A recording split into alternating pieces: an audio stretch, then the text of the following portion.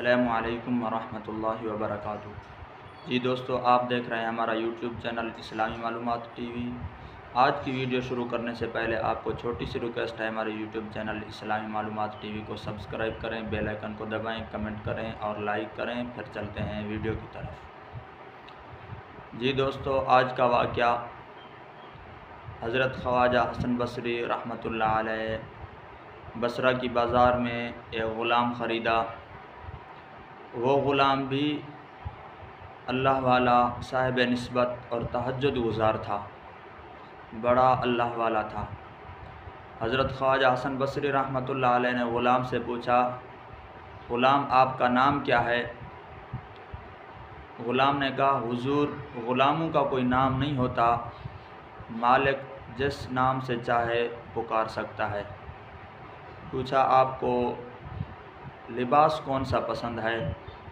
غلام نے کہا، حضور غلاموں کا کوئی لباس نہیں ہوتا، مالک جو چاہے جیسا لباس چاہے پہنا سکتا ہے۔ حضرت خواجہ حسن بصری رحمۃ اللہ علیہ نے پوچھا، غلام آپ کو کون سا کھانا پسند ہے؟ غلام نے کہا، حضور غلاموں کا کوئی کھانا نہیں ہوتا، مالک جو چاہے کھلا سکتا ہے۔ حضرت خواجہ حسن بصری رحمۃ اللہ علیہ چیخ ماری اور بے ہوش ہو گئے۔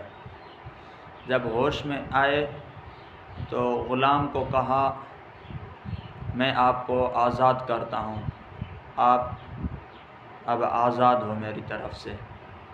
غلام نے پوچھا، حضور کس نعمت کے بدلے آپ مجھے آزاد کر رہے ہیں؟ حضرت خواجہ حسن بصری رحمۃ اللہ علیہ نے کہا،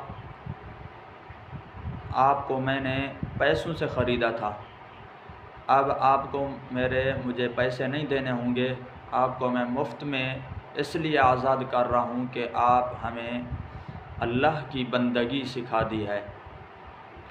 آپ ایسے غلام ہیں، اگر مجھے میرے پیسے دے دیتے تو آپ آزاد ہو جاتے، لیکن ہم اللہ رب العزت کے ایسے غلام ہیں، اگر پوری سلطنت دے دیتے تو بھی ہم اس کی بندگی کے طوق سے آزاد نہیں ہو سکتے، ہماری غلامی موت تک ہے، اللہ رب العزت کی بندگی کے طوق میں ہیں ہم۔ بس آپ نے ہمیں اللہ رب العزت کی بندگی سکھا دی، اب اللہ رب العزت ہمیں جو کھلائے گا ہم کہیں گے یہ مالک تیرا احسان ہے،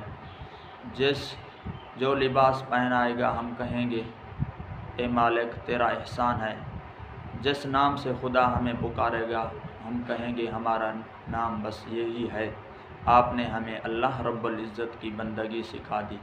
یہ تھا اللہ والوں کا راستہ۔ رضا بالقضاء کا مقام جو ہے وہ اخلاص سے بھی اونچا ہے۔